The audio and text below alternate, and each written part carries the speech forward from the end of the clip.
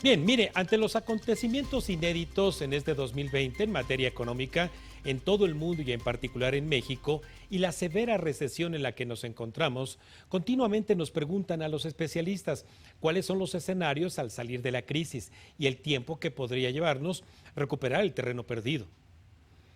Primero, hay que poner en contexto que México ya estaba en recesión económica en 2019 y previo al efecto de cierre de la economía derivado de la crisis sanitaria de COVID-19. El cierre de actividades económicas no esenciales a nivel mundial significó dos choques simultáneos, uno de oferta y otro de demanda. El primero, al parar la producción de bienes, afectando las grandes cadenas de abastecimiento a nivel mundial, y el segundo por la reducción abrupta del consumo de bienes y servicios, sobre todo al reducirse la movilidad de personas a nivel mundial, con impacto en muy diversos sectores, como por ejemplo el turismo.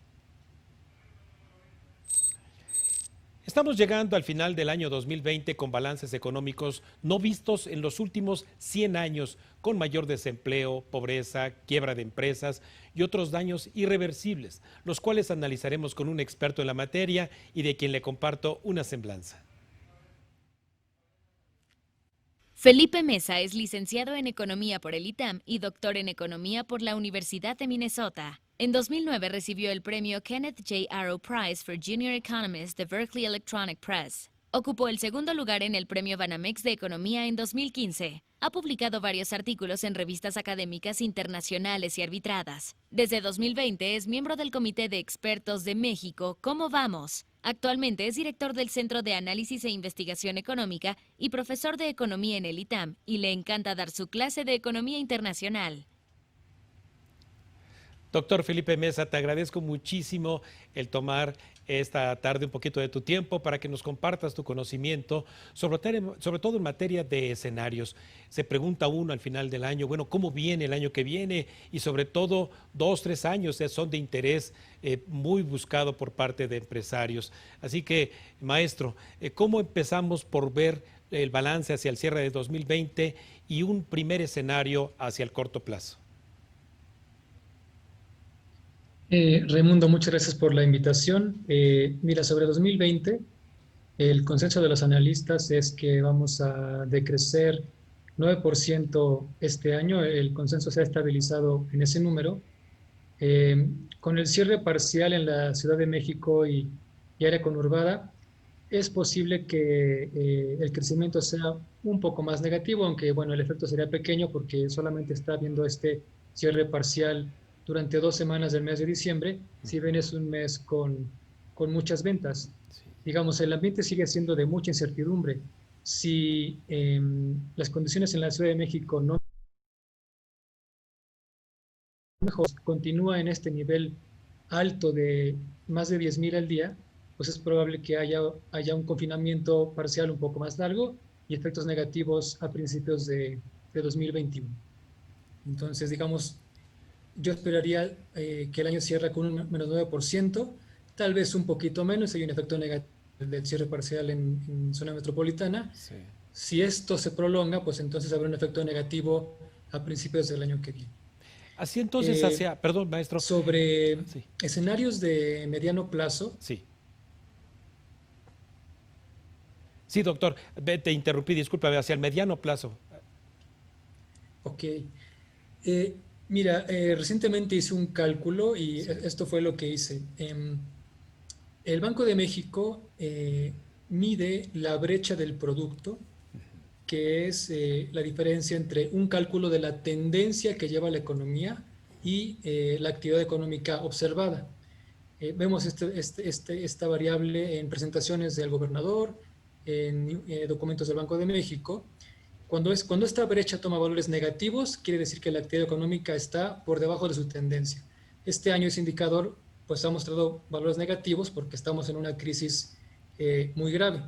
Entonces yo lo que hice fue, en vez de concentrarme en el componente de brecha del producto, de ciclo económico, lo que hice fue fijarme en la parte de crecimiento tendencial.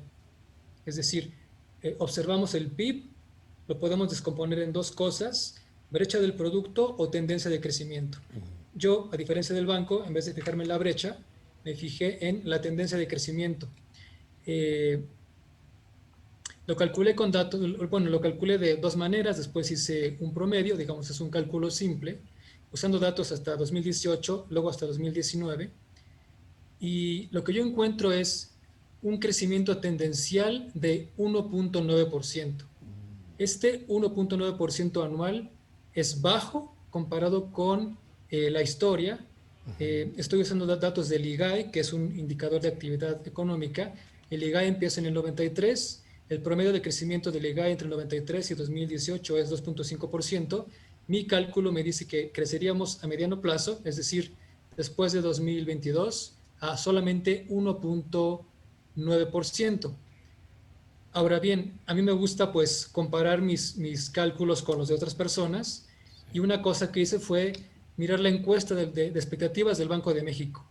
Ahí hay una pregunta sobre expectativas de crecimiento a 10 años, y el número que yo calculo es casi idéntico al número promedio y la mediana en esa encuesta. También es, bueno, recientemente es 2%, hubo un ajuste ligeramente hacia el alza de 1.9 a 2%, pero mi punto es, ese cálculo que yo hice con cierta metodología, pues coincide con ese promedio de los analistas que ven un crecimiento en promedio en los próximos 10 años de solamente 1.9%. Doctor, pero entonces ese 1.9% en promedio en un horizonte de expectativas de 10 años nos ayudaría a entender hasta qué año recuperaríamos el nivel previo, el año del 2018, como para qué año, doctor. Pues en realidad eso va a tomar muchísimo tiempo, porque si la caída este año fue de 9% y el año que viene se espera una recuperación de solamente 3,5%, pues entonces a finales de 2021 no vamos a alcanzar el nivel que teníamos, y luego para 2022 se espera un crecimiento de 2.5%, es decir, hay un rebote muy pequeño en 2021, un poco de crecimiento en 2022, pero es menor. Entonces, yo diría que solamente hasta finales de 2023 podríamos comenzar a acercarnos a ese nivel que teníamos antes de la crisis. Sí. Doctor, y justamente cuando ahora nos mencionas de comparar tu modelo con las previsiones de Banco de México, el último trimestre del que informó el Banco de México hacía proyecciones, por ejemplo, hacia el 2021 y 2022 de máximo 500,000 empleos formales generados en ese par de años. ¿Tú compartes este escenario o ves un mejor escenario para la generación de empleos? Yo veo un escenario muy negativo, y déjame darte un punto para apoyar esa afirmación. En la encuesta en la encuesta de expectativas que hace el banco, este número que mencioné de crecimiento a 10 años, que está en 1.9% o 2%, sí, cuando encuestaron a los expertos, durante 2020 no hay cambio antes y después del inicio de la pandemia. Es decir, los analistas esperaban 2% de crecimiento a mediano plazo en enero de este año y después de marzo de este año. Entonces, en promedio, los analistas no ven efectos persistentes de la pandemia, pero yo creo que es muy posible que si los haya, digamos, ¿qué cosas tendrían choques muy persistentes y negativos, por tanto, sobre la actividad económica? Bueno, cerraron empresas que eran solventes antes del choque. Hay una pérdida de empleos en un ambiente de gran incertidumbre. Va a ser difícil encontrar nuevamente un empleo con características parecidas antes de la pandemia.